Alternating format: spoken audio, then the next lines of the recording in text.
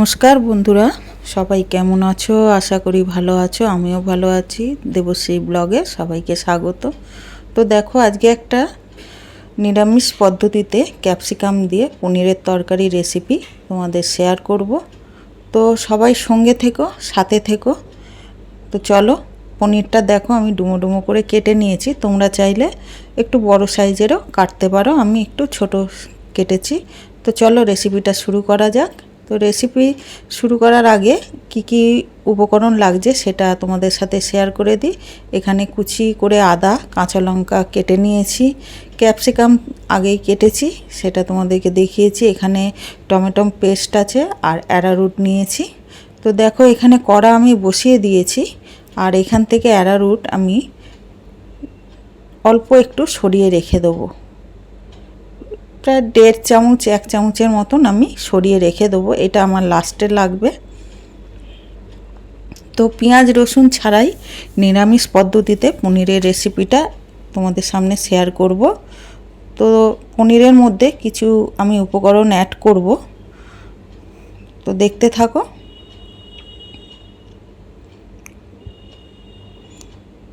তো দেখো, সামান্য পরিমাণে একটু লঙ্কা গুঁড়ো দিলাম। তোমরা চাইলে এটা করতেও পারো, চাইলে এমনিও পনিরটা তোমরা রেখে দিতে পারো। আর সামান্য একটু হলুদ দিলাম আর একটু নুন দিলাম, দিয়ে ভালো করে আমি পনিরটা মাখিয়ে নেব। তো এর মধ্যে আমার কিছু বলার আছে। কাছে দূরে সব বন্ধুদেরই অনেক অনেক ভালোবাসা।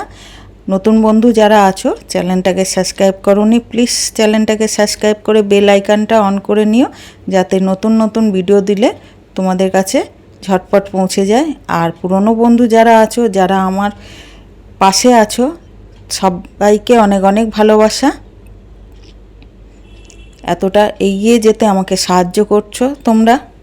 তো দেখো, আমার মাখানো হয়ে গেছে। এটাকে এবার আমি একটু রেস্টে রেখে দেবো। আর এখানে যে অ্যারারুটটা ছিল, এর মধ্যেও আমি কিছু উপকরণ অ্যাড করব। তো সামান্য পরিমাণে এখানেও হলুদ গুঁড়ো দিচ্ছি, আর সামান্য পরিমাণে লঙ্কা গুঁড়ো দিলাম, আর অল্প একটু নুন দিলাম, সামান্য। তো ভালো করে এটাকে মিশিয়ে নেব।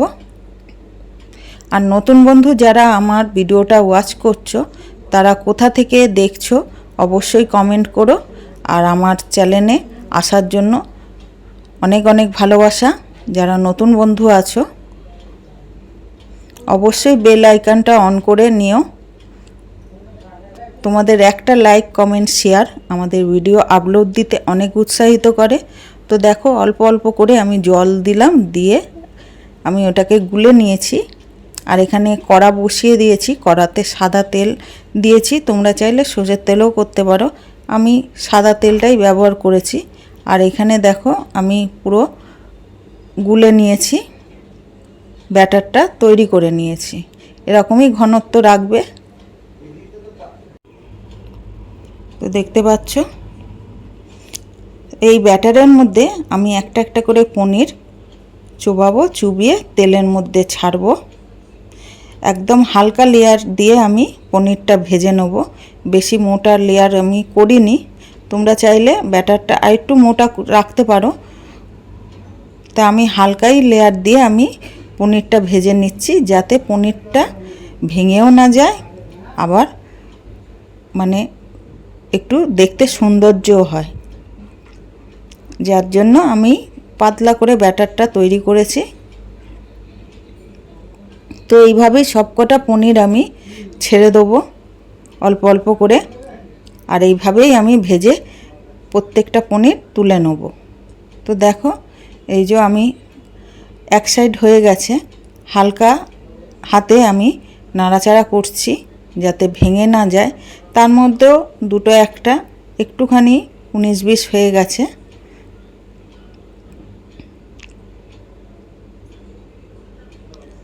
তো এইভাবেই হালকা করে আমি হালকা হাতে নাড়াচাড়া করে পনিরগুলো আমি ভেজে নেব।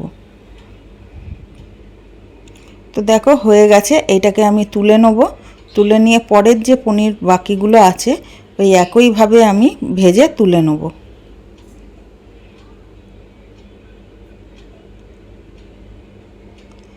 আর বন্ধুরা, যারা এতক্ষণ আমার ভিডিওটা ওয়াচ করছো, এত দূর চলে এসছো, তাদেরকেও অনেক অনেক ভালোবাসা যে এতক্ষণ আমার ভিডিওটা তোমরা ওয়াচ করছো। তো দেখো, সব পনির আমার ভাজা হয়ে গেছে। তো ওই তেলেতেই আমি ক্যাপসিকামগুলো আমি দিয়ে দেবো।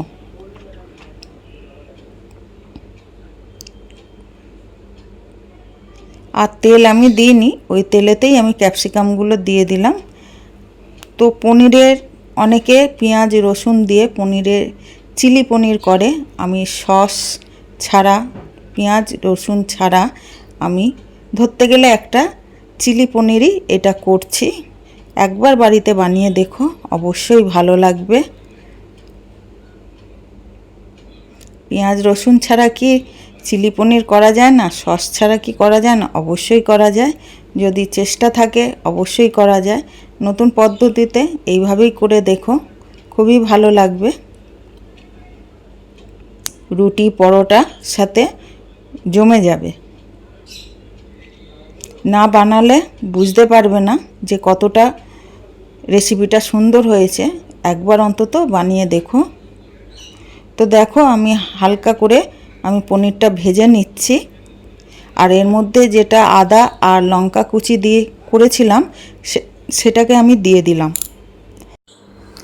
আদাটাও একটু, আদা লঙ্কাটা একটু ওর সাথে ভাজা ভাজা করে নেব, একটুখানি ভেজে নেব যাতে কাঁচা লঙ্কা আর আদার কাঁচা গন্ধটা একটু চলে যায়।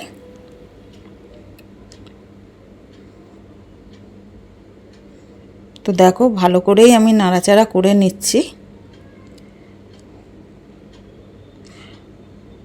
তো বন্ধুরা, রেসিপিটা যদি ভালো লাগে অবশ্যই একটা লাইক কমেন্ট শেয়ার করো। তো তার মধ্যে আমি টমেটো যে পেস্টটা ছিল দিয়ে দিলাম, দিয়ে আমি এটাকেও ভালো করে নেড়ে চেড়ে নেব।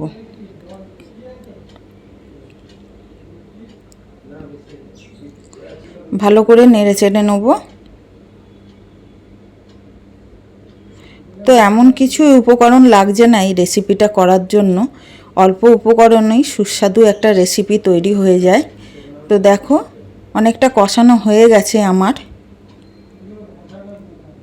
তো এর মধ্যেও আমি কিছু উপকরণ অ্যাড করব কালারের জন্য।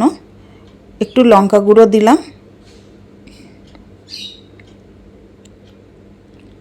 আর একটু হলুদ গুঁড়ো দিলাম, ব্যাস। আর কিচ্ছু দেবো না, সস টস কিচ্ছু দেবো না। এইভাবেই আমি পুরো রেসিপিটা করব। ভালো করে কষিয়ে নেব।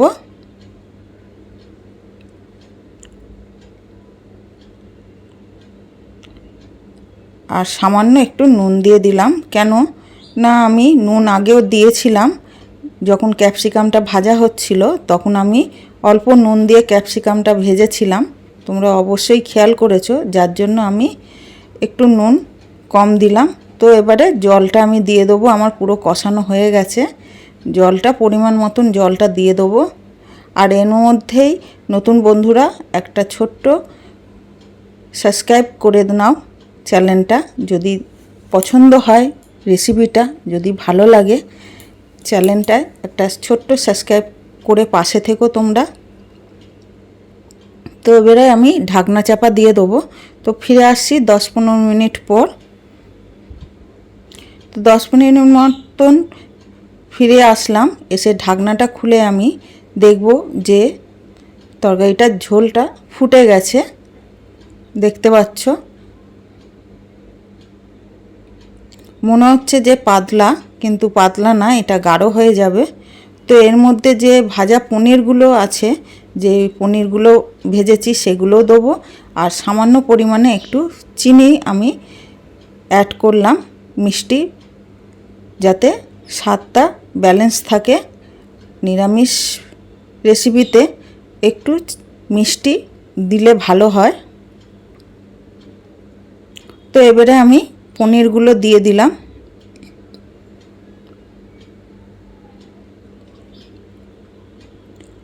সব পনিরগুলো, ভাজা পনিরগুলো আমি এর মধ্যে দিয়ে দেবো।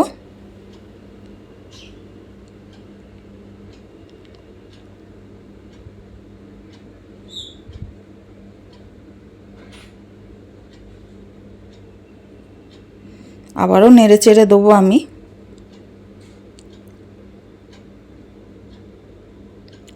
আজকের ভিডিওটা একটু বড় হয়ে গেছে, স্টেপ বাই স্টেপ না দেখালে তোমরা কিছুতেই বুঝতে পারবে না। তো আবারও আমি একটু ঢাকনা চাপা দিয়ে দিলাম। তো চলো এবার ঢাকনাটা খুলে দেখি, আমার তরকারিটা হয়ে গেছে শেষের পর্যায়ে। দেখতে পাচ্ছ ক্যাপসিকামটাও অনেকটা গলে গেছে। বেশি ক্যাপসিকাম গলাবো না, তাহলে ভালো লাগে না। তো চলো এবার বাকিটা করে নিই। যে অ্যারারুটটা আমি সরিয়ে রেখেছিলাম সেটাকে আমি অল্প একটু জল দিয়ে গুলে নেব।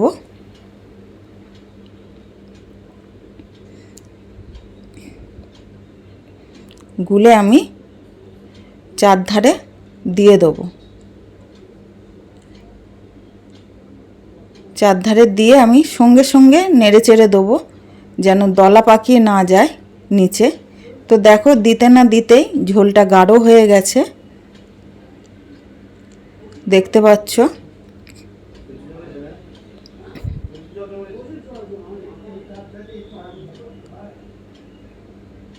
তো দেখো গাঢ় হয়ে গেছে। এবারে আমি এটাকে রেসিপিটা নামিয়ে নেব।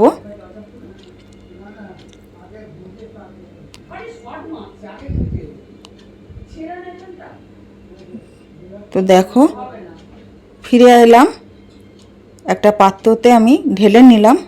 তো দেখো আমার রেসিপিটা হয়ে গেছে। তো তোমরা কমেন্ট করে অবশ্যই জানিও, আর তোমাদের সুন্দর সুন্দর কমেন্ট পড়তে আমার ভালো লাগে। তো সুন্দর সুন্দর কমেন্ট করে যেও, কেমন লাগলো রেসিপিটা অবশ্যই বলো। আর ভালো লাগলে একটা লাইক কমেন্ট শেয়ার করে পাশে থেকো। তো চলো আজকের মতন এখানেই, আবারও ফিরে আসবো নতুন কোনো ব্লগ, নতুন কোনো ভিডিওর সাথে। সবাই ভালো থেকো, সুস্থ থেকো, সাবধানে থেকো। আর হ্যাঁ, একবার অবশ্যই ঘরে বানিয়ে রেসিপিটা দেখো, খুব ভালো।